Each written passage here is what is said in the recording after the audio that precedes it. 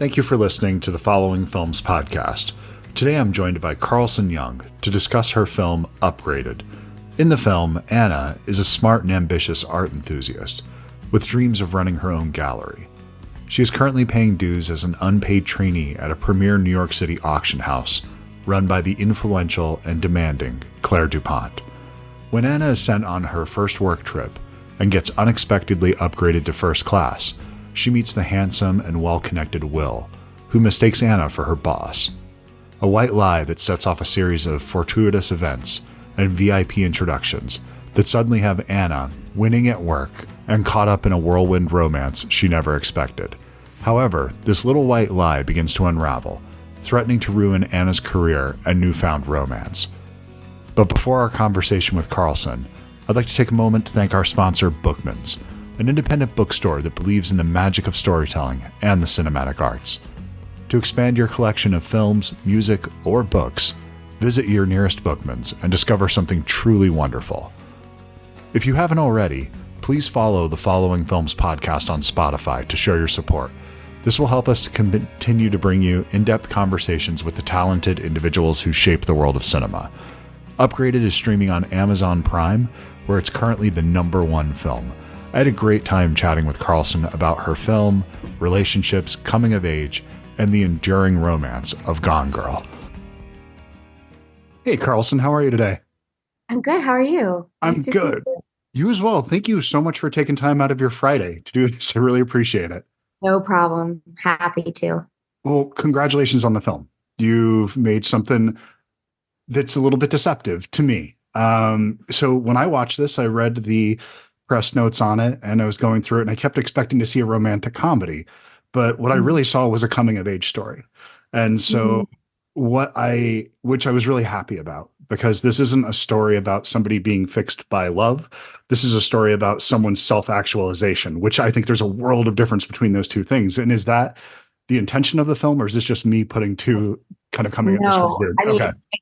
it makes my heart just like melt that you see that, and then that's what you felt in the experience of watching the movie. I worked really hard to weave that in. It was important to me to that was my entry point into the material when I first read the script. So I was, really advocating for that and doing my best to make that translate. Well, it absolutely comes through because it has some of the sort of tropes, the beats that you would expect in a romantic comedy, but this isn't something that's dependent upon that. This is something that I think that you could completely drop those elements from this story and you would still have a compelling narrative here, which is something that if you can do that, it's kind of like a horror film. Is there something Right. there if you drop the genre? Is there, Right. and there absolutely is, and it's not that thing. Thank you. I really appreciate it. Well, good. So, but that being said, your casting here is so key, because if you don't have somebody that you want to go on this journey with, that it doesn't work at all. And she's the real deal, man. She's great. So I She's really enjoyed it. amazing. Yeah. She's amazing.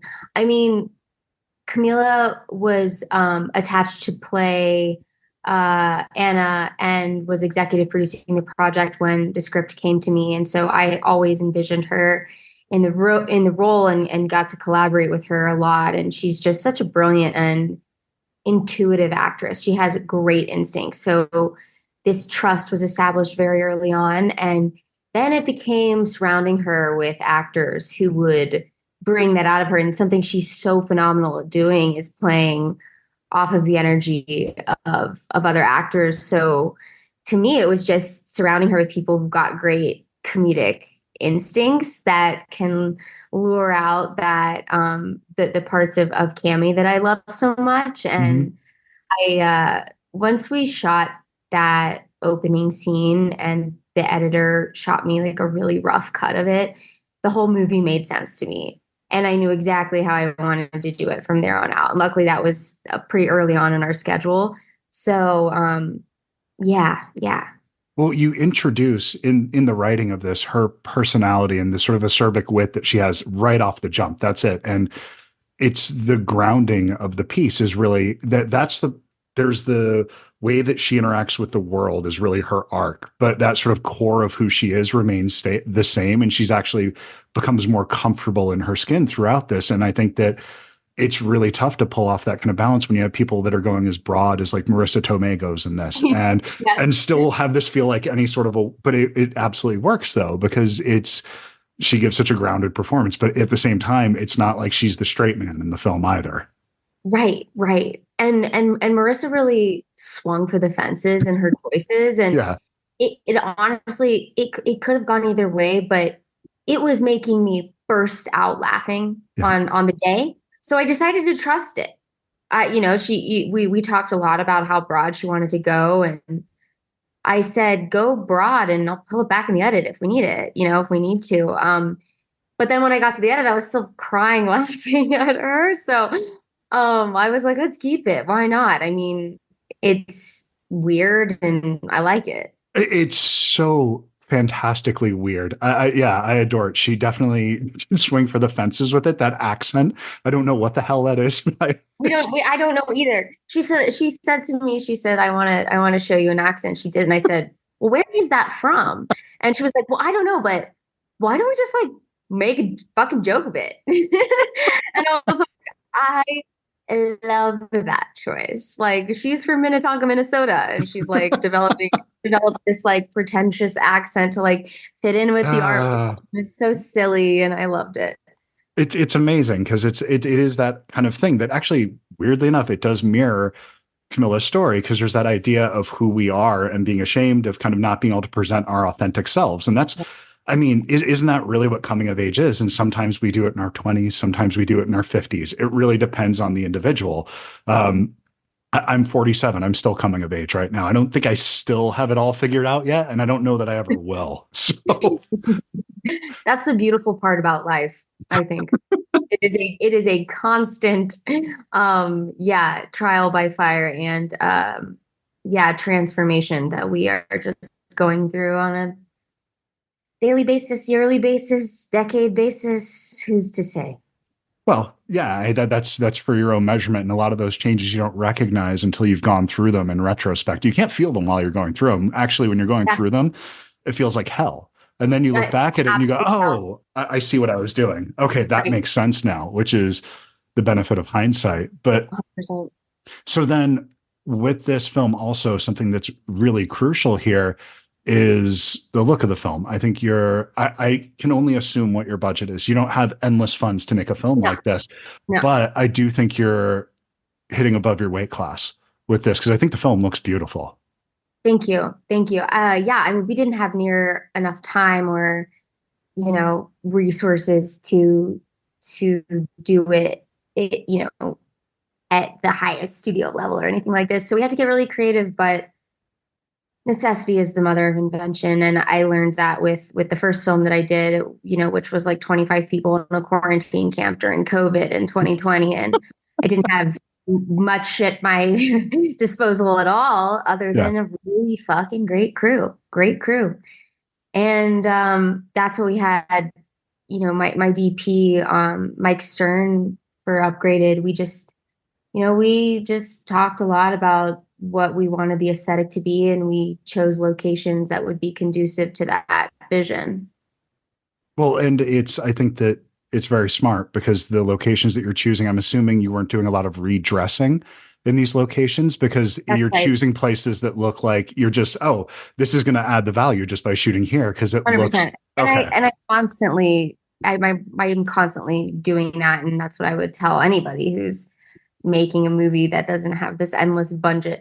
It's like you've got to walk into locations and think, how much do I have to dress this? And it's hopefully minimal. Well, I'm completely stealing it from Sidney Pollack, because I just read his book last weekend, Making Movies. And that was something he was talking about when you're working on a budget. Just if you're going into a place, what work do you have to do? And just if you know that this place, you don't have to paint it, there you go. That's an advantage to being in that spot. But it's just, making sure that's there, that it's just those things when you're working on a small budget that.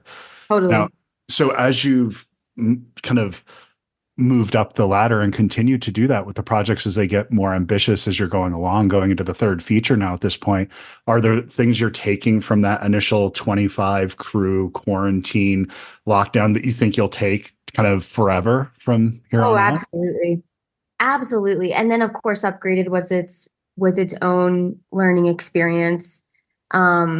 I mean, I'm going into this one. It is so important to have a beginner's mindset every Hmm. time because you don't know. I mean, these things are, they feel like living, breathing organisms that I am just serving. I'm just here to try to put the puzzle together as best as I can. And um, I think for the first one, it was like pulling teeth, and it's very bloody and brutal. And then with Upgraded, it was a real education in leadership and understanding how to use my voice on set and how to have this just tons and tons of things going on around me and maintaining my ground and my vision.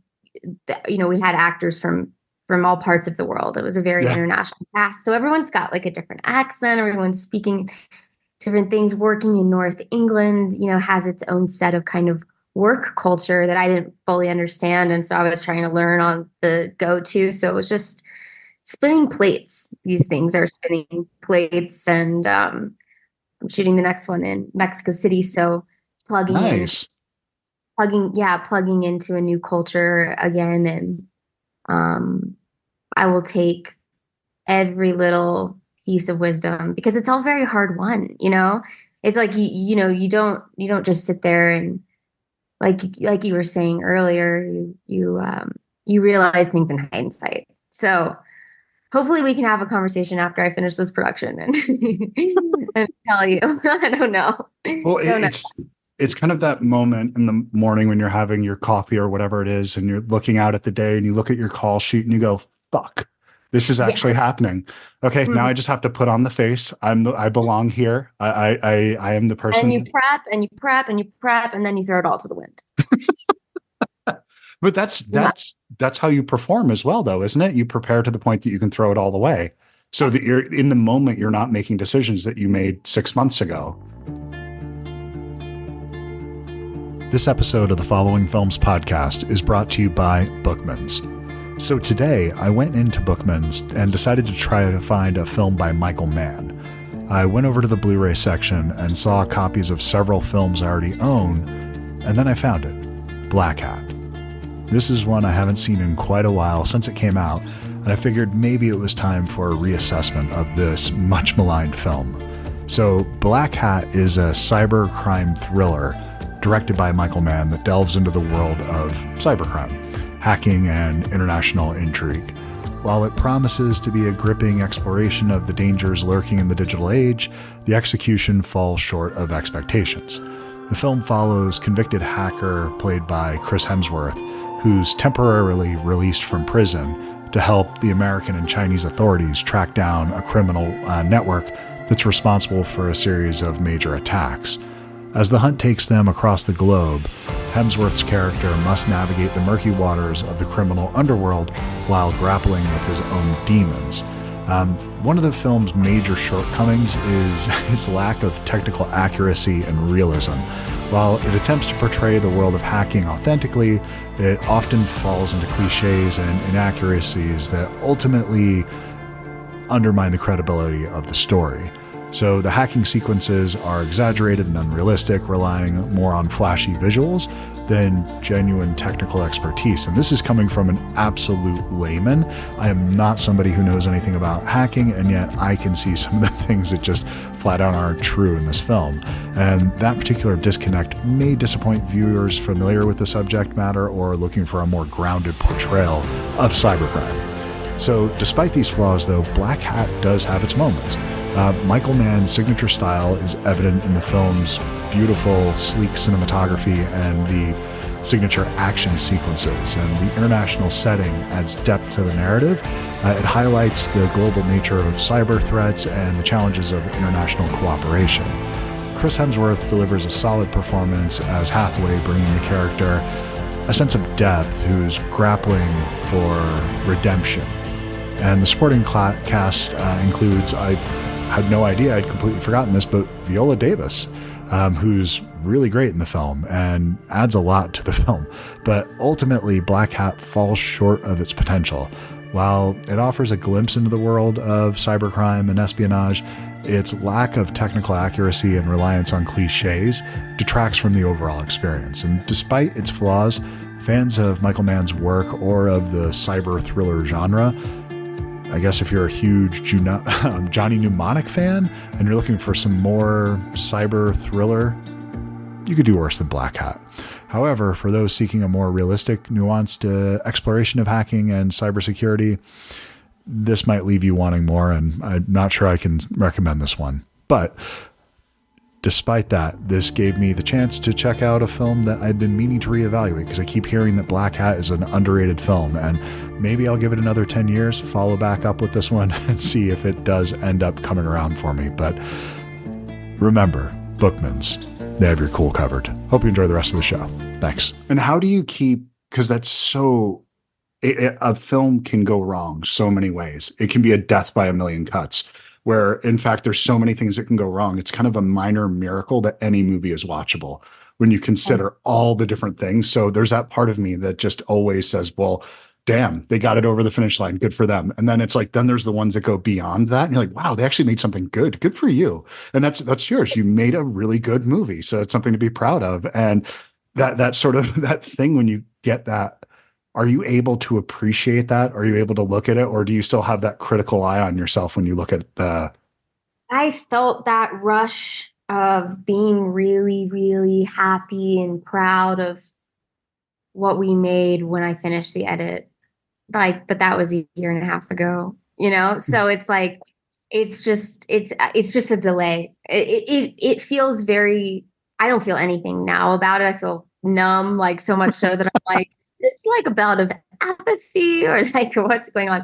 I don't really feel anything now, but I'm grateful that it's resonating with people, because that you never know. Like, I'll always be proud of my babies, but I mean, you never know where culture is going to be when something comes out. And I think for people to really, be like liking what you put down is like the stars aligning. So I don't take that for granted. Well, that's any creative experience, is that no matter what you're doing, if you go back and you read Don Quixote at the beginning of it, Cervantes says that this is a flawed work.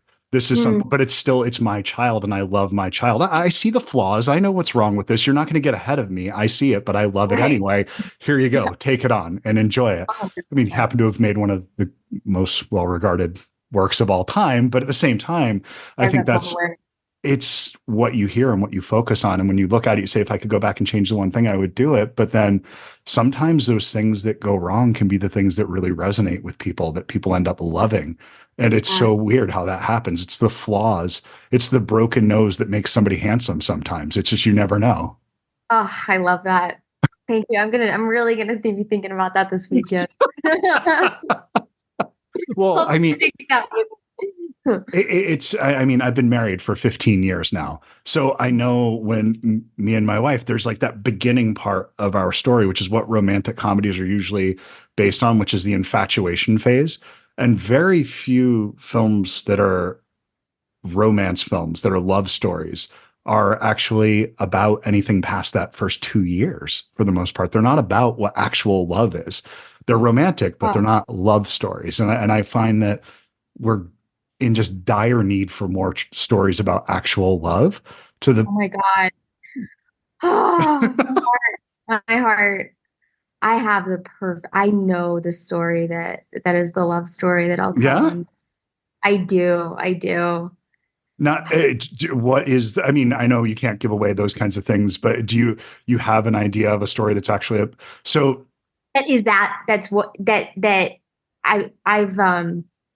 I've been looking for a love story like this, and it came to me in this incredibly magical way. Yeah. And it's this like, I won't give anything away or even say the title. It's this, it has its roots in this Mayan epic. And it is it's the only thing I've ever read that I said, that is the most beautiful love story I've ever read. And That's wonderful. it spans time and space. It's just gorgeous. Oh, that's amazing. Wait, Okay, I'm wait excited to for see it that. one day. And it might be 20 years from now. Like, I don't know, but we'll just see. Okay, so I'm going to run something by you. Um, to me, one of the most you're married, right? I think. Yes, Okay. 7 years. Okay, so good. You're past that part I was talking about. So you see the warts and you know it and you accept it and you've gotten past. Yeah, 100%. yeah, good. So then, to me, one of the most authentic love stories I've ever seen is Gone Girl, because Oh, I yeah. think that it is truly about two people that are left to their own devices. They're kind of animals. One of them is a deadbeat that's on the couch playing video games, and the other one's a murderer. And so, but Yeah. when they're together, they have to learn how to behave to make Mm, each other work, and they're better people yeah. as a couple together. And to me, that's how I feel about my wife, where it's something that I know left to my own. I know what I was for the first 30 years of my life before her, and I know who I want to be, who I'm inspired to be because I'm with her. And some people will say the authentic self is that person before. And I actually disagree with that. I think that there's the person you aspire to be is probably more authentic in my estimation. I could not be more in agreement with you. And you're even saying this to me. Sorry, my hotel phone is ringing. Um, okay, it's done. Um, I I I mean that's such a profound truth about partnership Yeah. that people really just sleep on. It's like, no, no, no. I was an animal, and we're here before I met my husband, and we I believe that we are here on this earth to grow and evolve Yes. and be more than a lizard brain. And that's something extremely beautiful about marriage. Well, it's the gamble. It's that yeah, I really like this person today, but I'm pretty sure that I'm going to be crazy about this person 20 years from now, 30 years from now, 40 years from now, when all the aesthetics and things that got you in the door in the first place, all their cool haircuts and all that bullshit that doesn't mean anything. You know, when you see a 70-year-old couple walking down the street, you don't look at them and think through those eyes anymore. You just see people holding hands walking down the street. And there's a life Mm. shared experience that I aspire to personally. Yeah, me So too. sorry for going down all this.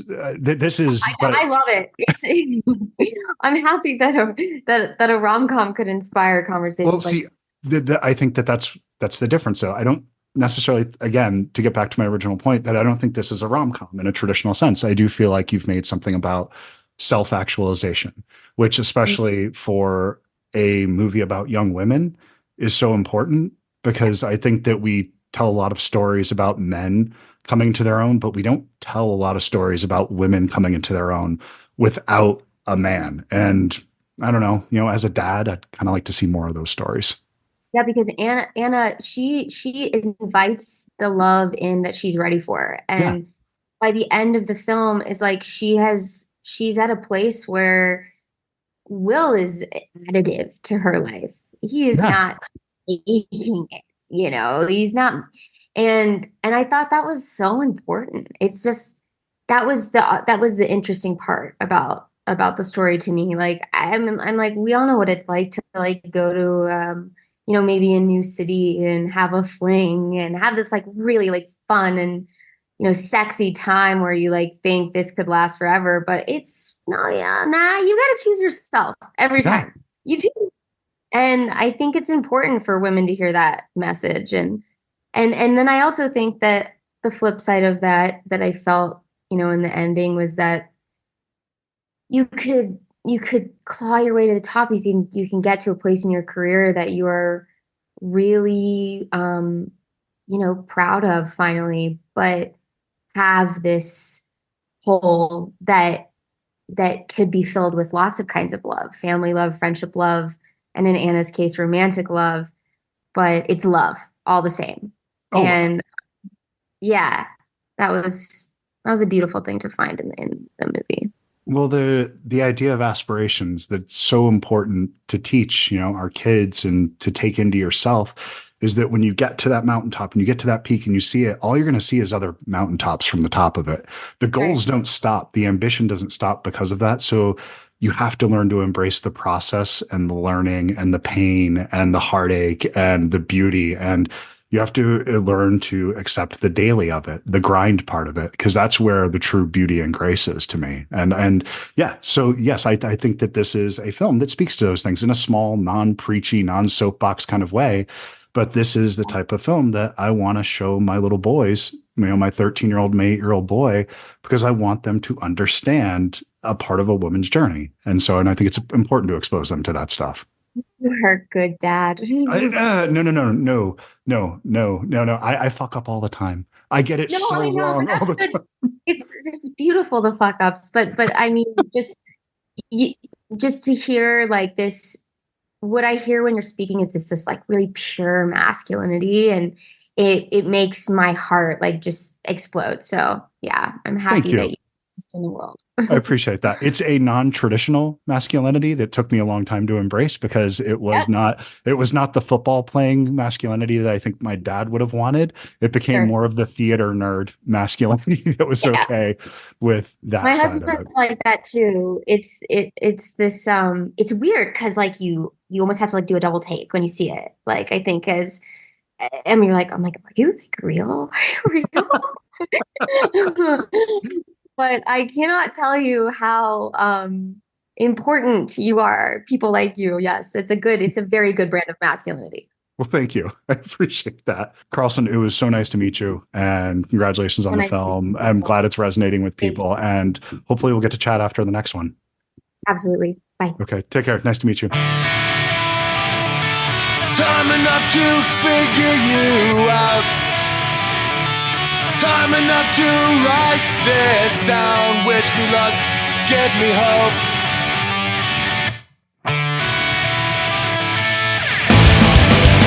So I fall one more time, and I'll say I can't save you. Fell down into the bathroom, fade out into the background. Get up and walk down again. So what